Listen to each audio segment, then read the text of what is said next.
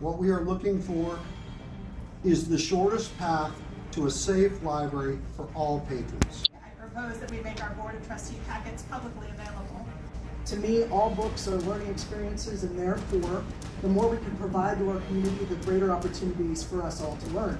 Have been accused of not following are in fact not followed by library staff. Us being forced to pay for these books with our taxpayers' money, a lot of people does not like that. We want to encourage you, work with us. It's a bad feeling when you wake up one morning and realize you've let Satan use you to destroy lives. We can place harmful materials outside of easy reach of young children.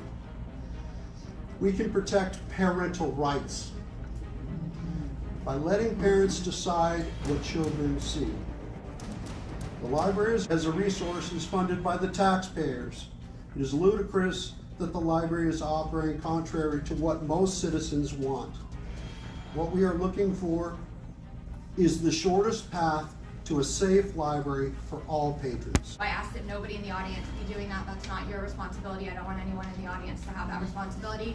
So just wanted to put that out there, and I will end public comment if it does become an issue. On books doesn't make me a book banner. I'm not homophobic and I'm not transphobic. I want to make that clear. And I'm simply asking that community members' input be considered. And labels are not a new concept for this library. They already exist. You can go out in the book stacks and see stickers on books with themes such as mystery, romance, Christian, sci-fi, and historical. Adding a new label, something like parent/guardian review recommended, to books with overt sexual content would be easy.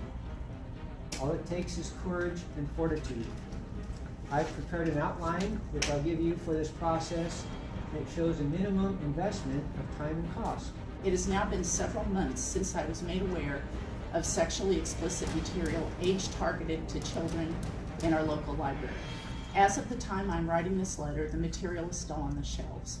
I don't understand why nothing has been done to move this material away from little kids. At the last board meeting, two of the speakers suggested that this pornographic material was not the issue, but instead the parents are the issue. That parents should stay with their children to be sure that they don't pick up the disputed material. I would like to clear the air. I am one of these mothers, and my children are in 3 separate age groups. One child reads from the picture book section, one from the juvenile section, and the other from the young adult section. After realizing that these pornographic books reside in our library, my children have not returned. This is not a safe place for children as long as hundreds of titles residing in minor age-targeted areas of the library make it just as likely that they will pick up the equivalent of a Penthouse magazine as a piece of actual classic literature. So how am I supposed to stay with all 3 children at one time? Should we stay huddled together, keeping their eyes down to be sure they don't see the explicit material that is placed like landmines in the library? This is nonsense for children to not be safe in a publicly funded library.